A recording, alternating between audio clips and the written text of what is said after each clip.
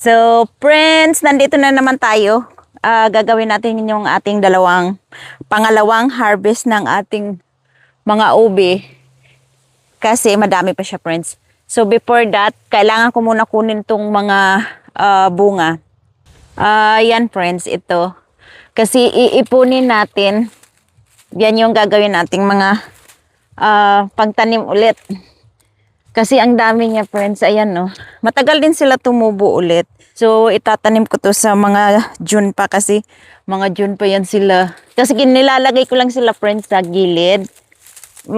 Sa gilid-gilid. Tapos, kung hindi sila tumutubo, hindi ko muna tinatanim. Hindi pa ako nakatry magtanim na yung diretso ba. So, ayan. Nakatungtong tayo sa aking bangkito. Ayan, no. Kasi medyo mataas tong ginawa sa akin ni Shano na trellis.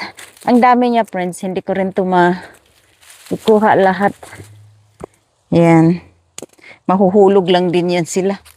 Tapos tutubo. Katulad ng mga iba na. Ayan na. Mga nahuhulog na mga bunga. Kasi diba, super daming bunga. Yan. So, ganyan lang siya. Ayan, no. Tignan nyo. Nahulog na siya. Bunga din po yan. Sandali nga, bakit hindi magano? Ayan pa dito sa... Oo, see? Nahuhulog na lang kasi yung mga vines, nagkaging na ba? Dahil sa lamig sa frost. Hold on.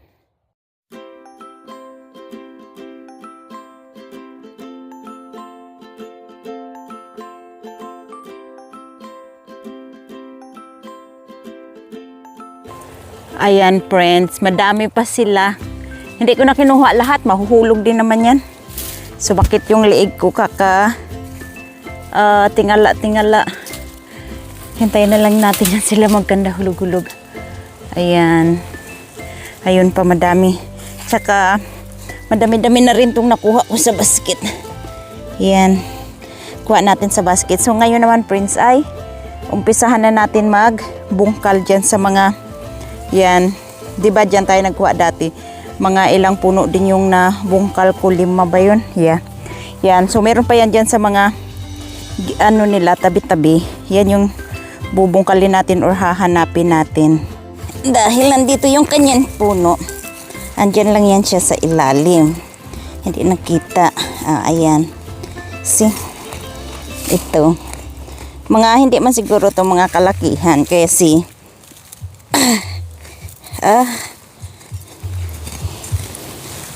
parang pahihirapan tayo kahit hindi sila ganun kalaki kasi ayaw natin na masugatan sila, friends.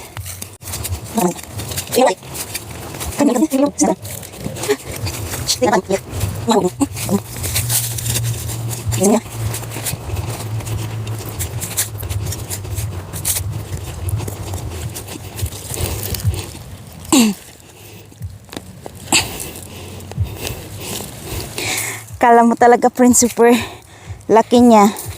Yan, mga pailalim talaga yung tubo nila. See? Ayan. Malaki-laki rin siya. Yan. Maliit lang siguro to. See?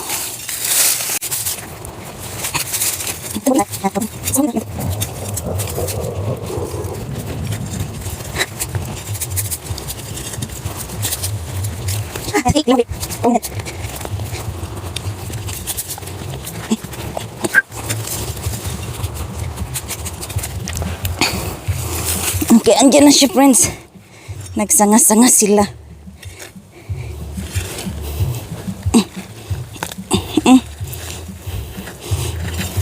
Ba't parang mapuputol?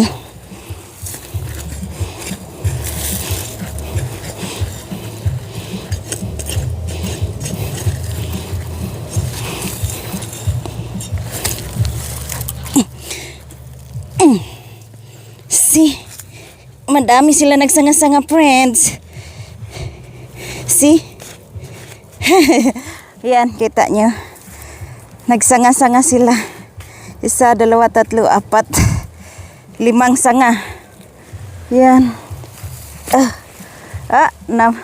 Naputol na. Trinay natin hindi maputol. Naputol siya, friends. Ayan, friends. Yan, pangalawang puno natin yan. Ito naman yung isa sa una natin. Yung dalawa, nagsasanga-sanga sila, friends. Tapos yan, yung pangalawang puno natin, nagsanga mga 5 kamay. Ayan, 1, 2, 3, 4, 5. May maliit na ano din. So, ayan, dito naman tayo sa next. Yan. Anuhin lang natin, siguradong may puno din yan dyan. Yan.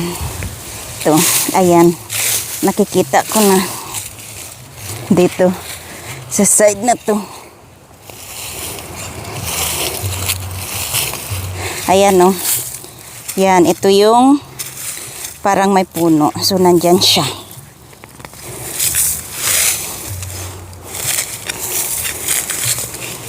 Pailalim din. O diba ang lalim ng mga hukay natin. Maganda din pala siya sa buhangin itanim. Kasi kung nakikita nyo buhangin yung lupa natin, friends. Yan. Kasi malambot siya. Mukhang may susunod pa tayong mga harvest, friends. Kasi pag napagod tayo, hindi natin ito matatapos. Meron pa dyan sa kabila. So, hindi siya ganun kalaki, friends. Yan. See? Yan. Whew. Pero hindi siya ganun kadaming sanga-sanga. Yan. Hugasan ko to mamaya. Para makita talaga natin. So, malaki-laki rin. Yan siya, friends. So, nakakatatlong puno na tayo.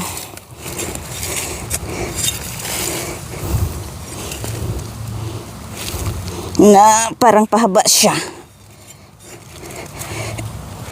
See? O, diba? Pinutol ko na naman. Kita natin yung purple. So, okay lang yan. Meron pang kasama. Ayan, mamaya na yan. Ito munang isa dito. Yan.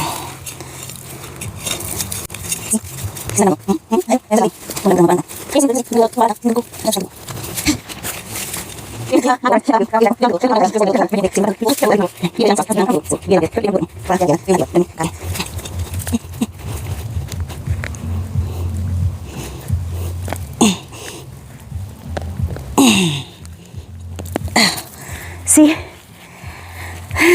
Yan. Sanga-sanga siya. Malalaki na din sila, friends. Tapos meron pa siyang katabi. Andyan pa sa tabi niya. So, pang 4 na puno natin to. Ayan, ito yung isa. Nakadikit sa puste. Yung nagtanim ako sa paso kasi inano ko lang siya. Binuhos ko yung paso. Hindi na ako nahirapan maghukay. So, yeah. Ayan. See? Mga perfect size yan. Mga ganyan. So, ayan. Ito naman isa dito. Ito.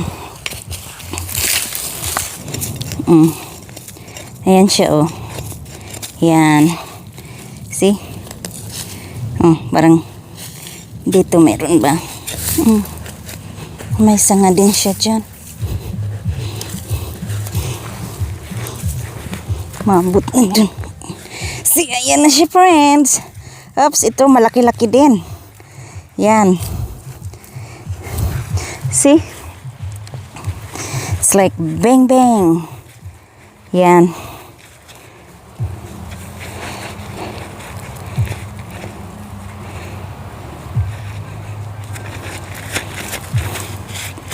See? Ito hindi ito nagsanga. Talagang ano siya.